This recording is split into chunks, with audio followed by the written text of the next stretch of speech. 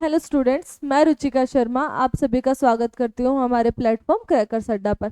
जैसा कि आप सभी को पता है कि हमारे प्लेटफॉर्म के थ्रू आप सभी को एसएससी के पीवाईक्यूज की सीरीज प्रोवाइड करवाई जा रही है और उसी सीरीज को कंटिन्यू करते हुए आज से मैं आप सभी को करवाऊंगी पॉलिटी के पीवाईक्यूज। तो इन पीवाईक्यूज की क्लास को शुरू करने से पहले सबसे ज़रूरी है कि मैं आप सभी को इस क्लास का एक ब्रीफ इंट्रोडक्शन दे दूं कि क्लास में क्या क्या करवाया जाएगा, किस तरीके से टॉपिक्स कवर होंगे और क्या हमारी स्ट्रेटेजी रहेगी। तो सबसे पहले तो हम किसी एक पर्टिकुलर टॉपिक को लेंगे कि उस टॉपिक से कैसे कैसे क्वेश्चंस आए हुए हैं। फिर उस क्वेश्चन को हम लोग, ऐसा नहीं है कि मैंने आपको डायरेक्ट क्वेश्चन बता दिया कि ये क्वेश्चन आया, जैसे फॉर एग्जांपल हम लेते हैं, ये क्वेश्चन उठा लेते हैं। फॉर एग्जांपल अगर ये क्वेश्चन हो गया कि निम्नलिखित में से किस अधिनियम को भारतीय संविधान का अग्रदूत माना जाता है, मान लो क्वेश्चन ले लिया। और इसका ये नहीं है कि मैंने डायरेक्ट ऑप्शंस देखे और ऑप्शंस देख के आपको आंसर करवा दिया कि इसका आंसर ये होगा। इस तरीके से हमारी क्लास नहीं चलेगी। बाकायदा पूरा आपको उस क्वेश्चन के बारे में समझाया जाएगा कि अगली बार उस टॉपिक से रिलेटेड या उस क्वेश्चन से रिलेटेड कोई और क्वेश्चन किस तरीके से बन सकता है।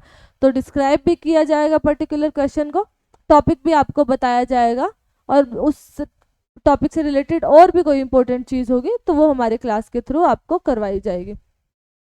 तो जैसे कि कई बार ऐसा होता है कि एसएससी डायरेक्ट क्वेश्चन पुट कर देती है, सेम सिमिलर क्वेश्चन रिपीट हो जाता है, लेकिन हमेशा ऐसा नहीं होता, ये किसी किसी चांस में ही होता है कि सेम क्वेश्चन रिपीट कर दिया। लेकिन हाँ, क्वेश्चन के कंपैरिजन में टॉपिक के रिपीट होने की प्रोबेबिलिटी ज़्यादा रहती है। टॉपिक तो ऐसा होता है कि generally repeat, same topic repeat होता ही रहता है, होता ही रहता है, क्योंकि कुछ पर्टिकुलर हर एक एग्जाम के कुछ कोर एरियाज होते हैं, वहीं से क्वेश्चन बनते होते हैं। अगर हम लोग ध्यान से पीवाईक्यूज को देखते हैं तो ये चीज़ आपने भी देखी होगी, तो समझ में आता है कि कहाँ से किस तरीके से क्वेश्चन करते हैं। बस वो थोड़ा सा उसी सेम टॉपिक को घुमा देते हैं तो हमें लगता है कि वो क्वेश्चन तो नया चेंज हो गया। तो इस तरीके से हम लोग पूरे पहले क्वेश्चन को देखेंगे, उसका आंसर देखेंगे, फिर उसके बाद में मैं आपको डिस्क्राइब करूंगी कि नेक्स्ट टाइम इस टॉपिक में से किस तरह के क्वेश्चन बन सकते हैं।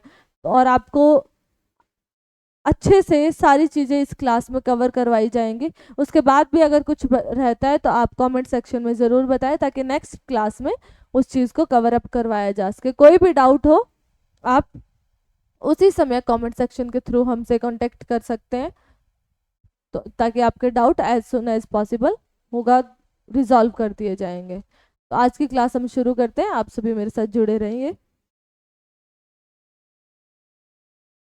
जैसा कि मैंने बताया कि हम टॉपिक लेंगे, तो आज का हमारा टॉपिक होगा, और क्लास दोनों लैंग्वेज में होगी। आपको जो बाय लैंग्वेज में ही तो आपको पीपीटीज मिलेंगी, और बाय लैंग्वेज में ही आपको मैं पढ़ाऊंगी। तो किसी स्टूडेंट को ये दिक्कत नहीं आएगी कि मैम हमें इंग्लिश में समझ में नहीं आता या हमें हिंदी में में नहीं आता। तो ये सभी स्टूडेंट इसमें बहुत कंफर्टेबल होकर पढ़ सकते हैं। तो आज का हमारा टॉपिक रहेगा कॉन्स्टिट्यूशनल डेवलपमेंट ऑफ इंडिया, भारतीय संविधान का विकास। अब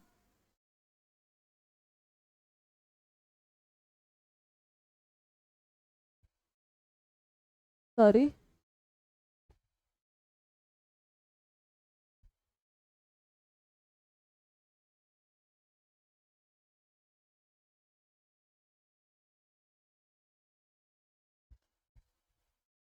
तो आज का फर्स्ट क्वेश्चन देखते हैं।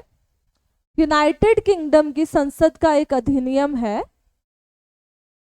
ये आगे देख लो, डैश लगा हुआ है कि ऐसा यूनाइटेड, ये इन्होंने fill in the blank type दे दिया है कि अच्छा वो कौन सा ऐसा अधिनियम है। यूनाइटेड किंगडम की संसद का एक अधिनियम है जिसने 1947 में ब्रिटिश भारत को भारत और पाकिस्तान दो स्वतंत्र अधिनायकों में विभाजित कर दिया। कभी भी ये चीज़ हमेशा ध्यान रखना एग्जाम में कि क्वेश्चन के आंसर पर जाने से पहले क्वेश्चन को ध्यान से पढ़ लेना, क्योंकि कई बार क्वेश्चन को पढ़ते ही हमारे दिमाग में आंसर आ जाता है, तो नीचे के जो ऑप्शंस होते हैं वो ऑटोमेटिक एलिमिनेट हो जाते हैं और हम डायरेक्ट आंसर लगाते थे उससे हमारे, क्योंकि हमें पता है कि टाइम बहुत कम होता है एग्जाम में क्वेश्चंस के कंपैरिजन में, तो वो टाइम बच जाता है। अब इसके ऑप्शंस पर अगर हम जाए तो फर्स्ट ऑप्शन है रॉलेट अधिनियम, सेकंड ऑप्शन है भारतीय स्वतंत्रता अधिनियम, थर्ड ऑप्शन है भारत सरकार अधिनियम, और फोर्थ ऑप्शन है पिट्स इंडिया अधिनियम। अब देखो ये है क्वेश्चन एसएससी सीएचएसएल 2023 का। तो आपको एक काम और क्या करना है कि जैसे ही मैं क्वेश्चन स्क्रीन पर आए, आप एक बार अपने मोबाइल लैपटॉप जिसमें भी आप देख रहे हैं वीडियो को पॉज करें, और पॉज करने के बाद में खुद से आंसर देने की कोशिश करें, ताकि आपको रिकॉल हो जाए कि आपने जो पढ़ा है वो आपको याद हो रहा है या नहीं हो रहा है। तो ये एक अच्छी स्ट्रैटेजी होती है वीडियोस क्लास, जब हम लोग ऑनलाइन क्लास कर रहे होते हैं तो अपने आप का खुद से ही टेस्ट लेने का। इसका आंसर क्या होगा? भारतीय स्वतंत्रता अधिनियम। इसके आंसर पर जाए तो इसका आंसर होगा भारतीय स्वतंत्रता अधिनियम। अब जैसा कि मैंने आपको बोला था कि डायरेक्ट आपको क्वेश्चन का आंसर बता के, क्वेश्चन बता के टॉपिक नहीं खत्म किया जाएगा, बल्कि उसको अच्छे से डिस्क्राइब भी किया जाएगा, ताकि नेक्स्ट टाइम उस टॉपिक में से उस क्वेश्चन को अगर घुमा के एसएससी क्वेश्चन पूछता है तो उसे भी आप कवर अप कर पाओ। तो भारतीय स्वतंत्रता अधिनियम 1947 को ब्रिटिश संसद ने पारित किया था, जिससे भारत में ब्रिटिश शासन का अंत हुआ, और इस अधिनियम के तहत ब्रिटिश भारत का विभाजन करके भारत और पाकिस्तान दो स्वतंत्र राष्ट्र बनाए गए। यह अधिनियम 15 अगस्त 1947 को प्रभावी हुआ, और इसके बाद में दोनों देशों यानी कि भारत और पाकिस्तान दोनों को स्वतंत्र राष्ट्र डिक्लेयर कर दिया गया था। दोनों अपने आप में स्वतंत्र हो गए थे, ब्रिटिश शासन भी खत्म हो गया था और दोनों का विभाजन भी हो गया था। तो अब इसमें क्वेश्चन, कोई और क्वेश्चन कैसे बन सकता है? अब देखो, मान लो ये मैंने पहले भी हाईलाइट कर रखा है, इसमें मान लो क्वेश्चन आ गया कि भारतीय स्वतंत्रता अधिनियम 1947 को किसने पारित किया। कई बार हम एग्जाम के प्रेशर में होते हैं तो हमें लगता है कि अच्छा, भारतीय स्वतंत्रता अधिनियम तो भारतीय सरकार ने किया होगा, भारतीय संसद ने किया होगा, वो ऑप्शन में जरूर दिया रहेगा कंफ्यूज करने के लिए कि भारतीय संसद।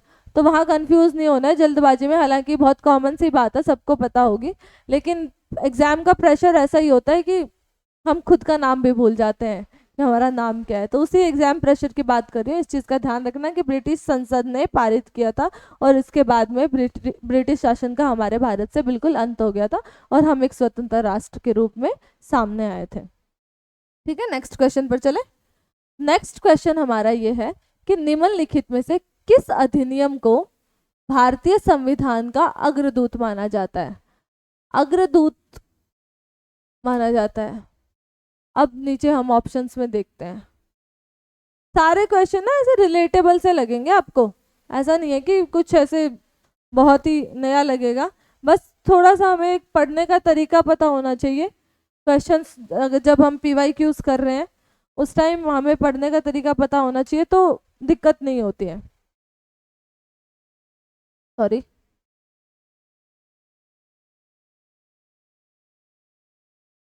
तो इसके ऑप्शंस पर चलते हैं। भारत सरकार अधिनियम 1919, option number A. Option number B क्या है? भारत सरकार अधिनियम 1945। ऑप्शन नंबर सी क्या है? भारत सरकार अधिनियम 1935। और ऑप्शन नंबर डी है भारत सरकार अधिनियम 1909। अब देखो, जैसा मैंने आपको बोला कि कई बार एसएससी सेम क्वेश्चन रिपीट कर देती है। जरूरी नहीं है कि सेम एग्जाम में करे, अलग अलग एग्जाम्स एसएससी कंडक्ट करवाती है, तो अलग अलग एग्जाम्स में वो क्वेश्चन को, सेम क्वेश्चन को रिपीट कर देती है एज इट इज। जैसे ये एसएससी जेई सिविल में 2023 में ये क्वेश्चन दिया है, और सेम क्वेश्चन बिना रिपीट हुए एसएससी जेई इलेक्ट्रिकल की 2023 में ही ये क्वेश्चन रिपीट हुआ है। तो कई बार होता है कि सेम ही एज इट इज दे दे, लेकिन जनरली ऐसा नहीं होता, इसलिए हमें टॉपिक की समझ होनी चाहिए क्वेश्चन से ज़्यादा।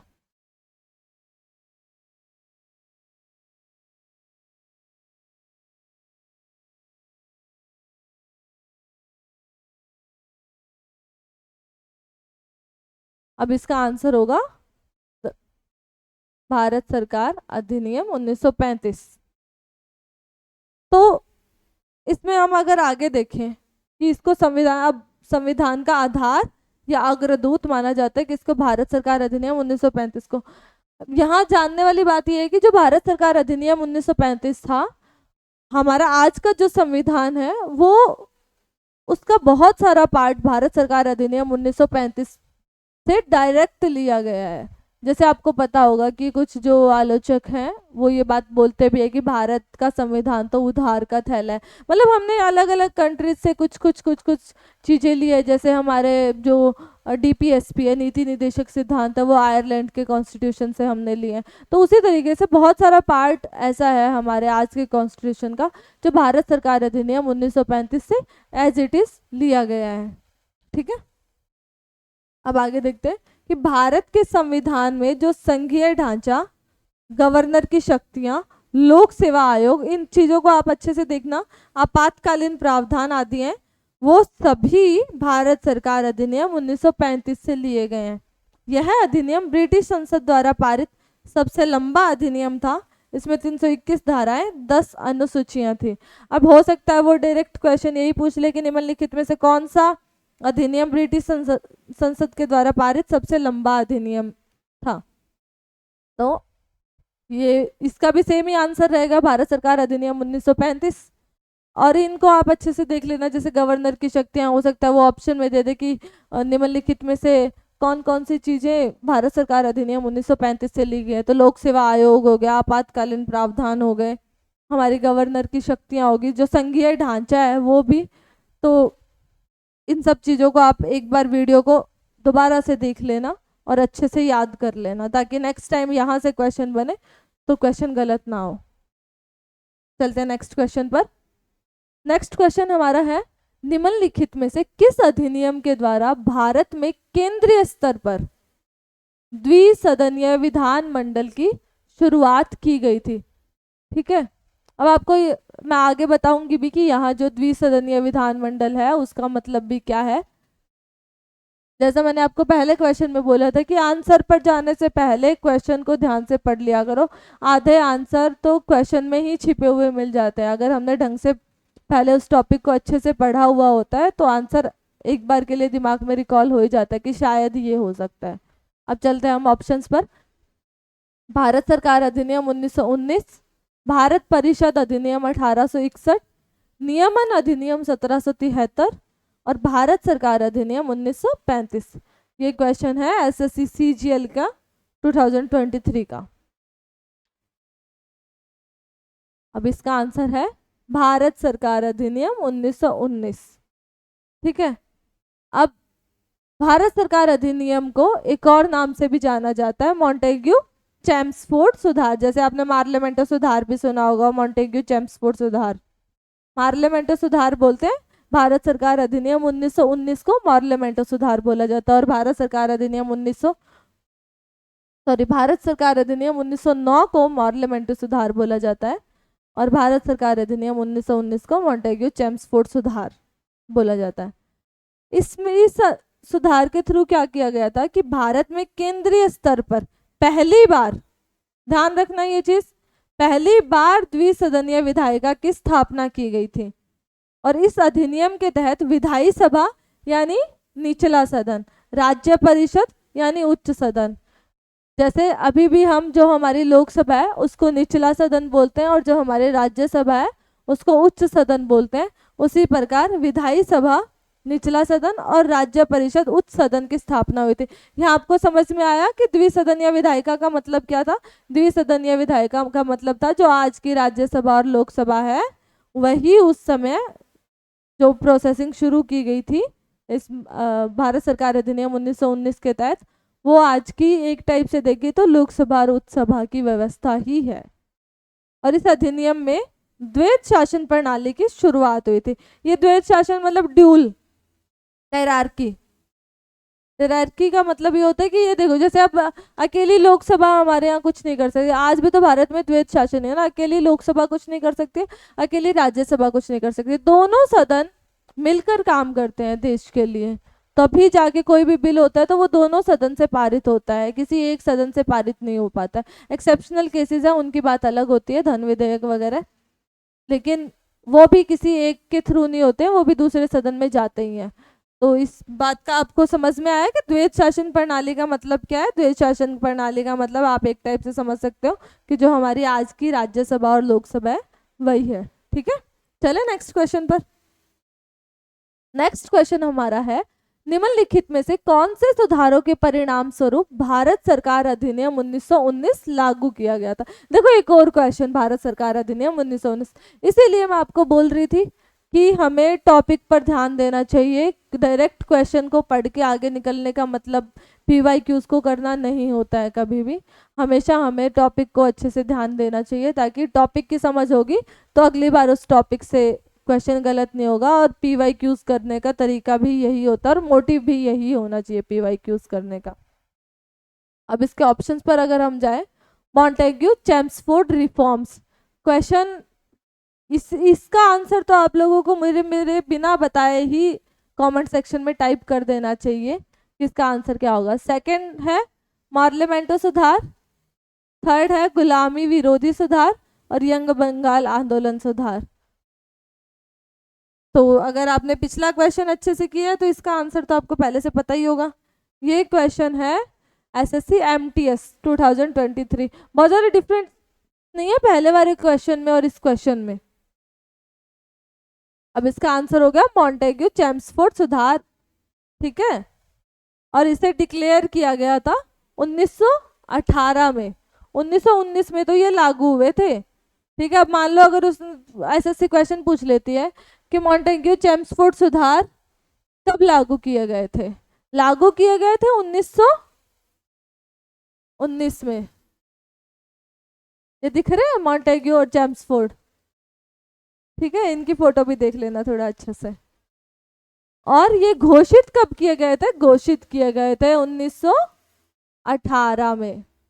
ठीक है, आगे चलते हैं। और भारत सरकार अधिनियम, यही सुधार भारत सरकार अधिनियम 1919 का आधार बने। अब मान लो उन्होंने SSC क्वेश्चन हमसे पुट कर दी थी कि मॉन्टेग्यू चेम्सफोर्ड सुधार भारत के कौन से अधिनियम का आधार बने, तो इसका हमें आंसर पता होगा अगर हमने अच्छे से टॉपिक को कवर किया और आपने क्लास को अच्छे से देखा। तो अगली बार हो सकता है ऐसा कुछ क्वेश्चन पूछ ले, तो इसका आंसर हम क्या लगाएंगे, मॉन्टेग्यू चेम्सफोर्ड सुधार। इन सुधारों का उद्देश्य क्या था, हो सकता है ये भी क्वेश्चन बन जाए कि मॉन्टेग्यू चेम्सफोर्ड सुधारों का उद्देश्य क्या था। तो मॉन्टेग्यू चेम्सफोर्ड सुधारों का उद्देश्य था स्वशासित संस्थाओं की स्थापना करना, यानी स्वशासन देना। इसके तहत प्रांतों में द्वैध शासन प्रणाली और केंद्र में द्विसदनीय विधानमंडल लागू कर दिया गया था। ठीक है, प्रांतों में क्या हुआ था, डेरारकी, और केंद्र में द्विसदनीय विधानमंडल। ठीक है, ध्यान रखना क्वेश्चन का अच्छे से। एक बार और इस वीडियो को आप देख लेना ताकि आपके कोई डाउट्स हो इस क्लास के थ्रू हो वो भी क्लियर हो जाए, और आपको इस टॉपिक के रिलेटेड कोई और भी डाउट हो तो आप कमेंट सेक्शन में बता देना। नेक्स्ट क्लास में उसको मैं आपको कवर अप करवा दूंगी। चले नेक्स्ट क्वेश्चन पर। नेक्स्ट क्वेश्चन हमारा है, संविधान का एक बड़ा भाग विशेषकर संरचनात्मक भाग सामान्यतः किस अधिनियम से लिया गया है। एक बार और क्वेश्चन को ध्यान से पढ़ लो कि संविधान का एक बड़ा भाग विशेषकर संरचनात्मक भाग सामान्यतः किस अधिनियम से लिया गया है। ऑप्शंस है हमारे, भारत सरकार अधिनियम 1919, भारतीय स्वतंत्रता अधिनियम 1947, भारत सरकार अधिनियम 1935 और भारतीय परिषद अधिनियम 1909। इसका आंसर भी आपको मेरे बताने से पहले पता होना चाहिए, मैं पहले करवा चुकी हूँ इस क्वेश्चन का आंसर आपको। ये क्वेश्चन है SSC CHSL 2023 के टायर फर्स्ट का। इसका आंसर होगा भारत सरकार अधिनियम 1935। मैंने पहले भी बताया था कि जो भारत सरकार अधिनियम 1935 है वो हमारे आज के कॉन्स्टिट्यूशन का बहुत बड़ा कंट्रीब्यूटर है। बहुत सारा पार्ट हमने डायरेक्ट भारत सरकार अधिनियम 1935 से लेकर हमारे कॉन्स्टिट्यूशन में जोड़ दिया था। अब इसको थोड़ा डिस्क्राइब कर देती हूँ मैं आपको कि भारतीय संविधान का एक बड़ा भाग विशेष। अब ये जो वर्ड्स है ना, इन पे भी आप जाना, कई बार SSC इस पार्ट को छोड़ देगी इस पार्ट को छोड़ देगी और ये वाला जो पार्ट है संरचनात्मक, सीधा इसी करके भारतीय संविधान का संरचनात्मक भाग या मुख्य भाग किस अधिनियम से लिया गया है। ठीक है, वो ऐसे पूछ लेगी तो लैंग्वेज चेंज कर दी, क्वेश्चन तो सेम है, बस लैंग्वेज चेंज कर दी। तो ध्यान से क्वेश्चन को पढ़ा करो। प्रशासनिक ढांचा मुख्य रूप से भारत सरकार अधिनियम 1935 से लिया गया है। संविधान के लगभग 250 अनुच्छेद टोटल 395 में से इस अधिनियम से सीधा लिए गए हैं, या फिर थोड़ा बहुत उसमें उस समय की परिस्थितियों के अनुसार और हमारे देश की परिस्थितियां जैसी थी उसकी मांग के अनुसार,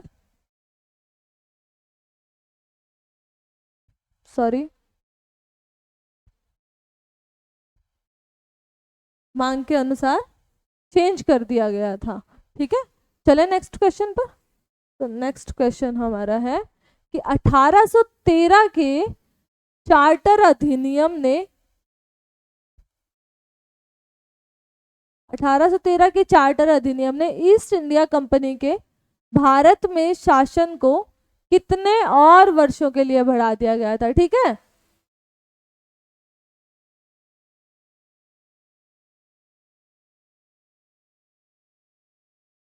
कि जो क्वेश्चन देखो, क्वेश्चन क्या कह रहा है कि 1813 का जो हमारा चार्टर अधिनियम था, उस अधिनियम के तहत ईस्ट इंडिया कंपनी जो भारत में आई हुई थी उसका कार्यकाल बढ़ाया गया था, यानी कि उसके शासन करने के टाइम पीरियड को इंक्रीज कर दिया गया था। तो ये पूछ रहा है कि वो टाइम पीरियड कितने और ईयर्स के लिए बढ़ा दिया गया था, कितने और वर्षों के लिए उस टाइम पीरियड को बढ़ा दिया गया था। हमारे लिए तो गलत ही बात थी, पर खैर ठीक है। ऑप्शन पे जाते हैं, तो ऑप्शन है 20 वर्ष, 5 वर्ष, 15 वर्ष और 10 वर्ष। ठीक है, गैस करो इसका आंसर क्या हो सकता है। ये क्वेश्चन है एसएससी एमटीएस 2023 का।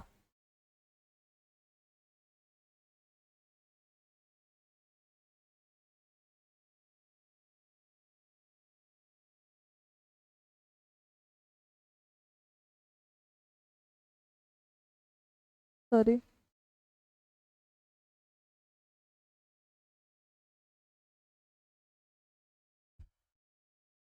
तो 1813 का चार्टर अधिनियम ईस्ट इंडिया कंपनी के भारत में शासन को 20 और वर्षों के लिए बढ़ाता है कि भाई जाओ अब तुम 20 साल और राज करोगे। राज तो बहुत साल किया था, लेकिन 1813 के चार्टर में ये बात बोल दी गई थी कि आप 20 साल तक और राज कर सकते हो। यानी कितने तक, 1813 से 1823, 1823 से 1833। फिर 1833 में एक और एक्ट आता है, उसके बारे में हम फिर कभी नेक्स्ट जब भी क्वेश्चन उससे रिलेटेड आएगा तब उसमें बात करेंगे। इस अधिनियम ने भारत में कंपनी के व्यापारिक एकाधिकार, बहुत इंपॉर्टेंट है, ध्यान से सुनना, भारत में कंपनी का जो व्यापारिक एकाधिकार था उसको समाप्त कर दिया, चाय और चीन के साथ व्यापार को छोड़कर। कंफ्यूज मत हो जाना, चाय और चीनी मत कर देना। चाय और चीन यानी कि एक ऐसी कंट्री थी जिसके साथ ट्रेड पर एकाधिकार ब्रिटिशर्स का था, वो कौन सी थी, चाइना थी। और कौन सी ऐसी वस्तु थी जिसके लिए एकाधिकार था, वो थी चाय। ठीक है, चाय और चीन के साथ व्यापार को छोड़कर कंपनी ने व्यापारिक एकाधिकार को समाप्त कर दिया था कि सब अभी हमारा कोई एकाधिकार नहीं है, ट्रेड कोई भी कर सकता है। यह अधिनियम, ये भी ध्यान से देखना कि यह अधिनियम ईसाई मिशनरियों को धर्म प्रचार की अनुमति देता है और भारत में शिक्षा के प्रचार के लिए प्रति वर्ष 1 लाख रुपए, कितना अमाउंट, ये अमाउंट भी ध्यान रखना। कई बार जैसे वो पीछे, जैसे इन्होंने 20 साल के लिए पूछ लिया कि कितने वर्षों के लिए बढ़ा दिया, वैसे ही पूछ लेंगे कि 1813 के चार्टर एक्ट के थ्रू कितना शिक्षा पर खर्च के लिए कितना अमाउंट फिक्स किया गया था, तो वो अमाउंट था 1 लाख। ठीक है, हैंडराइटिंग पर मत जाना। और ये मैंडेटरी था, अनिवार्य था। ठीक है, कोई डाउट। चले नेक्स्ट क्वेश्चन पर। नेक्स्ट क्वेश्चन हमारा है भारतीय स्वतंत्रता अधिनियम 1947 की किस धारा के अंतर्गत संविधान सभा को मान्यता दी गई। बहुत फैक्चुअल क्वेश्चन है, देखो ऐसे क्वेश्चंस भी इतना फैक्चुअल भी डीपली पूछ लेते हैं, ठीक है। तो पीवाईक्यूज को ध्यान दिया करो, हो सकता है सेम क्वेश्चन अगले एग्जाम में रिपीट हो जाए। ऑप्शन है ऑप्शन नंबर 1 6 क्लोज टू, धारा 12 क्लोज टू, धारा 10 क्लोज 1, धारा 8 क्लोज 1। ये देखो सेम क्वेश्चन 3 एग्जाम्स में repeat. SSC MTS 2023, SSC JE electrical 2023 और एसएससी सीजीएल 2022। अब जिसने एसएससी सीजीएल 2022 के पीवाईक्यूज किए होंगे और वो अगर 23 का जेई इलेक्ट्रिकल और एमटीएस का एग्जाम देने गया होगा उसका ये क्वेश्चन सही होगा। इसीलिए बोलते हैं कि पढ़ लिया करो पीवाईक्यूज को, बहुत इंपॉर्टेंट होते हैं। इसका आंसर हमारा होगा सेक्शन 8 क्लोज 1, यानी कि धारा 8 क्लोज 1। भारतीय स्वतंत्रता अधिनियम 1947 की धारा 8 क्लोज 1 के तहत संविधान सभा को मान्यता दी गई थी और इस धारा ने संविधान सभा को भारत का संविधान बनाने का वैधानिक अधिकार प्रदान कर दिया था कि आप अब वैधानिक रूप से भारतीय संविधान को निर्मित कर सकते हैं। ये वर्ड्स पे ध्यान दिया करो, संवैधानिक कहीं इसकी जगह अगर संवैधानिक आ जाए, वैधानिक और संवैधानिक दोनों अलग अलग बातें होती है, ठीक है।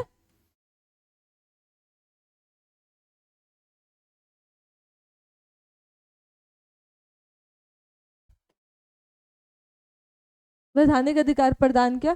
इसके सदस्य 1946 की प्रांतीय विधानसभाओं से चुने गए थे। ये भी ध्यान रखना, कहाँ से चुने गए थे इसके सदस्य? प्रांतीय संविधान से चुनाव हुआ था, वहां से चुने गए थे ये। और निर्वाचन की पद्धति जो थी वो सिंगल ट्रांसफरेबल वोट पद्धति से हुआ था, ठीक है। एक बार और रिपीट कर दूं कि भारतीय स्वतंत्रता अधिनियम 1947 की धारा 8 क्लोज 1 के तहत संविधान सभा को मान्यता दी गई। और इस मान्यता देने का मतलब क्या था कि इसका मतलब ये था कि अब भारतीय जो संविधान सभा थी वो वैधानिक अधिकार प्राप्त कर चुकी थी भारतीय संविधान को निर्मित करने का। और ये जो संविधान सभा बनी थी वो कैसे बनी थी? वो उनका निर्वाचन हुआ था, बाकायदा प्रांतीय विधानसभाओं से उनका निर्वाचन किया गया था। और उसका मेथड क्या था निर्वाचन का? सिंगल ट्रांसफरेबल वोट पद्धति, ठीक है। समझ आया? चले नेक्स्ट क्वेश्चन।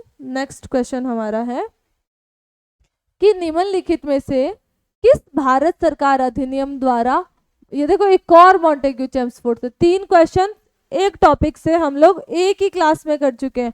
नेक्स्ट क्लास में भी आपको पता चलेगा कि ये टॉपिक्स कितने इंपॉर्टेंट। और पीवाईक्यूज के लिए जब मैम बोल रही थी स्टार्टिंग में, जब मैंने आपको इंट्रो दिया था कि टॉपिक को करना बहुत ज़रूरी होता है, टॉपिक की समझ अच्छे से होनी चाहिए, तो वही सेम एज इट इज़ बात मैं आपको बोल रही हूँ कि टॉपिक देखो एक क्लास के अंदर 3 क्वेश्चन हम सेम टॉपिक से कर चुके हैं, हो सकता है आगे और भी आ जाए।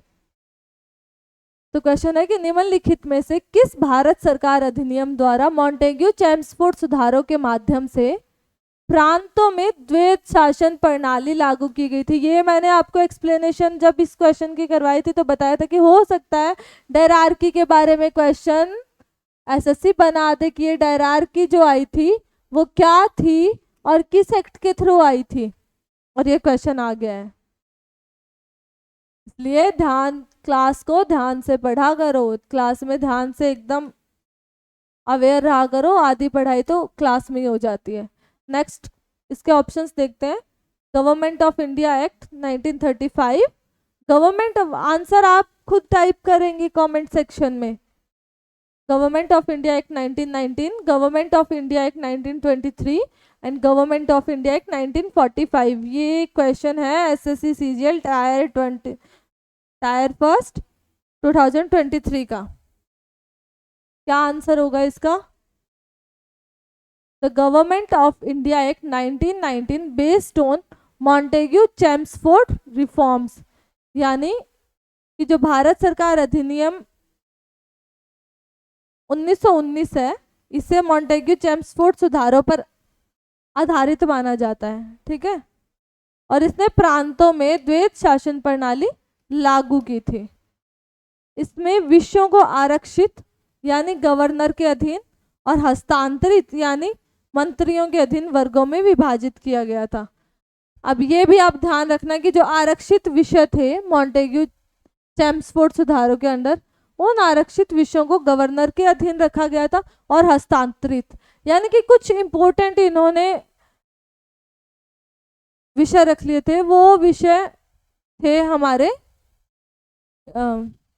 गवर्नर के अंडर और कुछ थे हस्तांतरित, वो थे मंत्रियों के अधीन रख दिए थे। ठीक है, तो हो सकता है अगली बार में वो ऐसा कुछ क्वेश्चन पुट कर दे कि जो हस्तांतरित विषय थे मॉन्टेग्यू चेम्सफोर्ड सुधार के अंतर्गत, उन्हें विषयों को कौन संभालता था, तो उन्हें कौन संभालता था, हस्तांतरित को संभालते थे मंत्री, और आरक्षित को कौन संभालता था, आरक्षित को संभालते थे गवर्नर। ठीक है, नेक्स्ट क्वेश्चन, निम्नलिखित में से किस वर्ष भारतीय राष्ट्रीय कांग्रेस ने संविधान सभा की मांग की थी? ये भी बहुत फैक्चुअल क्वेश्चन है, ऐसे क्वेश्चन ना रिपीट हो जाते हैं, जो ज़्यादा फैक्चुअल क्वेश्चंस होते हैं वो जनरली रिपीट हो ही जाते हैं।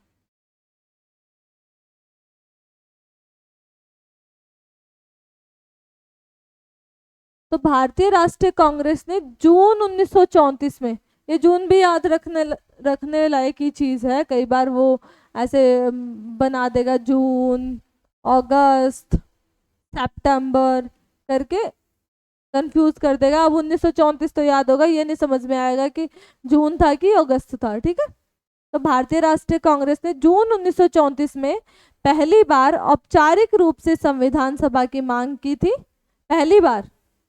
और संविधान, इसका क्या पर्पस था, क्यों मांग की थी, कि जो संविधान है वो भारतीयों के द्वारा बनाया जाए, ताकि वो जो सिचुएशन उस टाइम पे भारत के लोगों की थी उन्हें अच्छे से समझ के और उसी सिचुएशन के अकॉर्डिंग रूल रेगुलेशंस बनाए जा सके। ब्रिटिशर्स तो अपने लिए बनाते थे, वो तो अपना, उनके रूल्स होते थे वो उनके बेनिफिट के लिए होते थे, ये तो पता ही है। हम जब मॉडर्न हिस्ट्री का पार्ट पढ़ते हैं तो उसमें ये चीज़ पता ही है कि जो ब्रिटिशर्स ने जितने भी रूल रेगुलेशंस बनाए थे, जितने भी रिफॉर्म्स किए थे, उसमें प्रायोरिटी थी उनके खुद के बेनिफिट्स। जब उनके बेनिफिट्स जिस चीज़ में हो रहे थे, उन्होंने वैसे वैसे रेगुलेशंस रूल्स बना दिए थे। तो इसलिए भारतीयों ने मांग की जून 1934 में पहली बार कि हमें हमारे हिसाब से कॉन्स्टिट्यूशन बनाने की इजाज़त दी जाए, ताकि हम हमारे देश की परिस्थिति के अनुसार नियम बना सके, संविधान बना सके। और यह मांग सबसे पहले किसने की थी, एम.एन. रॉय ने, और इससे बाद में कांग्रेस ने भी अपना लिया था। ये भी आप ध्यान रखना कि किसने सबसे पहले भारतीय संविधान सभा बनाने की मांग की थी। ऑप्शन अलग अलग ऑप्शन आ सकते हैं, बी.आर. अम्बेडकर आ गया, जवाहरलाल नेहरू आ गया, मोतीलाल नेहरू आ गया, एम.एन. रॉय आ गया। तो ऑप्शंस अगर यहाँ आपने अच्छे से किया होगा तो आपको पता होना चाहिए कि एम.एन. रॉय ने सबसे पहले संविधान सभा की मांग रखी थी। नेक्स्ट हमारा क्वेश्चन है कि संविधान सभा की कुल सदस्य संख्या 389 थी। ठीक है, जिसमें से ये ध्यान रख लेना, हो सकता है अगला फैक्ट यही पूछ ले, क्वेश्चन को ही आंसर बना दे, जिसमें से डैश सदस्य रियासतों के प्रतिनिधि थे। क्वेश्चन क्या बोल रहा है, क्वेश्चन बोल रहा है कि टोटल मेंबर थे 389, और ये पूछ रहा है कि इसमें से कितने प्रतिनिधि रियासतों से थे। देसी रियासतों से भी बहुत सारे प्रतिनिधि लिए गए थे, तो इसमें से 389 में से कितने प्रतिनिधि ऐसे थे जो रियासतों से थे। बहुत फैक्चुअल क्वेश्चन है। ऑप्शन नंबर 1 क्या है, 84, ऑप्शन नंबर 2 है 109, ऑप्शन नंबर 3 है 93, ऑप्शन नंबर 4 है 102। ये है एसएससी सीजीएल 2021 का क्वेश्चन।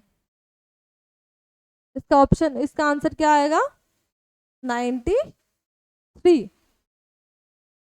कि संविधान सभा में कुल सदस्य थे 389, उसमें से 292 सदस्य भारत के प्रांतों से थे। दो जगहों से बनी थी ना, प्रांतों से और रियासतों से। ठीक है, संविधान सभा प्रांत और रियासत दो से मिलकर बनी थी। अब इसमें से कितने थे, 93 थे रियासतों से और 292 थे ब्रिटिश भारत के प्रांतों से। ठीक है, तथा 4 मुख्य आयुक्त क्षेत्रों जैसे दिल्ली, कुर्ग, अजमेर, मेरवाड़ और ब्रिटिश बलूचिस्तान सॉरी। ये भी आप ध्यान रखना, ये नाम ध्यान से पढ़ लेना क्या क्या थे, एक बार और रिपीट कर देती हूँ।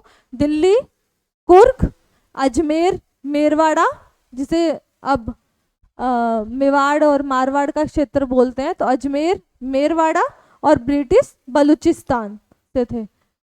अच्छा क्वेश्चन है, वीडियो को रिपीट करके जब देखो तो इसको ध्यान से देख लेना और कुछ फैक्ट्स अपने नोट्स में ऐड ऑन करते रहा करो ताकि रिवीजन के टाइम पर इजी हो आप लोगों के लिए। नेक्स्ट क्वेश्चन देखते हैं, प्रांतों में द्वैत शासन समाप्त करने की सिफारिश किस अधिनियम द्वारा की गई थी? अब एक बात बताओ, प्रांतों में द्वैत शासन कौन से अधिनियम के द्वारा लागू किया गया था? हमने पीछे किया था, कमेंट सेक्शन में बताना। इसका ऑप्शन है, देखो option number 1 government of India act 1935 यानी भारत सरकार अधिनियम 1935, गवर्नमेंट ऑफ इंडिया एक्ट 1947 यानी भारत सरकार अधिनियम 1947, गवर्नमेंट ऑफ इंडिया एक्ट 1858 यानी भारत सरकार अधिनियम 1858, गवर्नमेंट ऑफ इंडिया एक्ट 1919 यानी भारत सरकार अधिनियम 1919। ये चारों ही अधिनियम अपने आप में एग्जाम के पर्सपेक्टिव से बहुत ही इंपॉर्टेंट है और आपने देखा भी होगा कि अभी तक हम इनमें इन तीनों में से क्वेश्चन कर चुके हैं। हमारे 1858 में से भी क्वेश्चन आगे मिल जाएगा आगे की सीरीज के अंदर, आगे की क्लासेस में। ठीक है, ये है एसएससी सीपीओ एसआई 2019 का क्वेश्चन। इसका आंसर होगा भारत सरकार अधिनियम 1935। देखो मैंने बोला था ना कि भारत सरकार अधिनियम 1935 बहुत इंपॉर्टेंट है। ये थर्ड क्वेश्चन है भारत सरकार अधिनियम 1935 से सेम क्लास में। भारत सरकार अधिनियम 1935 के तहत प्रांतों में द्वैत शासन समाप्त किया गया और प्रांतीय स्वायत्तता लागू की गई। 1919 में लागू और 1935 में समाप्त कर दिया गया था। ध्यान रखना, फैक्ट है, बहुत इंपॉर्टेंट है। जिससे चुने गए भारतीय मंत्रियों को अधिकार भी मिले, यानी जब स्वायत्तता मिल गई थी तो अधिकार भी मिल गए थे। फ्रीडम होगी तभी तो राइट काम करेंगे ना, अगर फ्रीडम ही नहीं होगी तो राइट्स का तो कोई मतलब नहीं है। तो राइट्स से ज्यादा जरूरी है फ्रीडम मिलना। अब देखते हैं नेक्स्ट क्वेश्चन, निम्नलिखित में से किस अधिनियम के द्वारा केंद्र में द्वैत शासन की व्यवस्था लागू की गई है? देखो वंस अगेन क्वेश्चन रिपीट, ये है हमारा एसएससी सीपीओ 2016 का क्वेश्चन।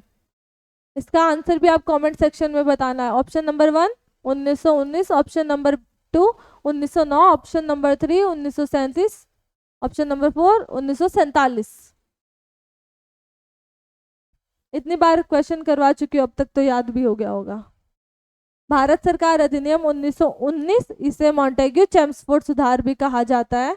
ये हमारे मॉन्टेग्यू बैठे हैं, चेम्सफोर्ड पीछे थे, मॉन्टेग्यू चेम्सफोर्ड सुधार भी कहा जाता है। और इसके द्वारा प्रांतों में द्वैत शासन प्रणाली लागू की गई। समाप्त कब की गई? 1935 में। पिछले क्वेश्चन को हमने देखा था। हालांकि अब यहाँ देखो कि जो क्वेश्चन है उसमें बोला है कि केंद्र, कई बार क्वेश्चन भी ऐसे कंफ्यूज कर देते हैं, परंतु ऐतिहासिक रूप से 1919 में प्रांतीय स्तर पर द्वैत शासन की शुरुआत हुई, इसलिए एसएससी ने उत्तर यही सही माना। कई बार कुछ मिसप्रिंट हो जाता है या मिस्टेक हो जाती है, तो जो आंसर की आई थी उस आंसर की के अकॉर्डिंग 1919 का अधिनियम ही इसका आंसर बनेगा। ठीक है, अब नेक्स्ट क्वेश्चन, ये भी नेक्स्ट क्वेश्चन देखो, 5वां क्वेश्चन है ना शायद सेम टॉपिक से। भारत सरकार अधिनियम 1919 को किस नाम से जाना जाता है? Ramsay MacDonald award, Morley Minto report, comment section में बताना मॉरलेमेंटो रिपोर्ट किस ईयर में आई थी। नेहरू रिपोर्ट, नेहरू रिपोर्ट को किसने पब्लिश किया था, कमेंट सेक्शन में बताना ये भी। मॉन्टेग्यू चेम्सफोर्ड रिफॉर्म, इसका आंसर तो आपको पता ही होगा, एसएससी जेई सिविल 2020 का क्वेश्चन है ये।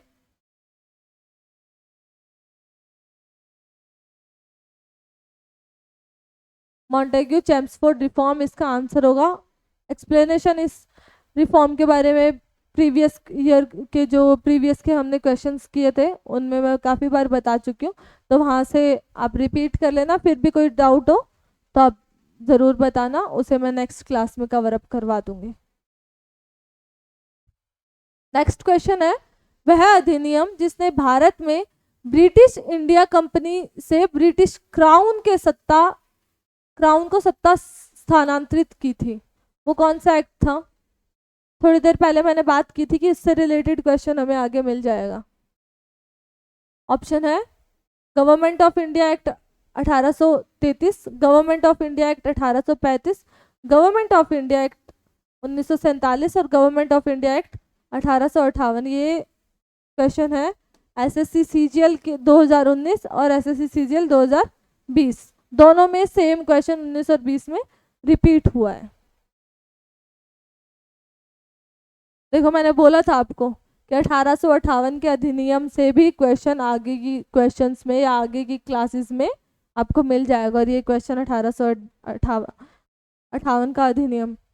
1857 की जब क्रांति हो गई थी उसके बाद में रिफॉर्म्स के साथ भारत सरकार अधिनियम 1858 लाया गया था, और इसी अधिनियम ने ईस्ट इंडिया कंपनी का शासन समाप्त कर दिया और भारत की सत्ता सीधे ब्रिटिश क्राउन को सौंप दी थी कि अब ब्रिटिश क्राउन जो है वो खुद शासन करेगी, वो अपने हिसाब से भारत का शासन चलाएंगे। इसके तहत भारत मामलों के लिए सचिव का पद बनाया गया है। ये ध्यान रखना, पूछ सकता है कि भारत में किस अधिनियम के तहत भारतीय मामलों के लिए सचिव का पद निर्मित किया गया, तो आंसर क्या होगा, भारत सरकार अधिनियम 1858। ठीक है, अब आज की क्लास हम यहीं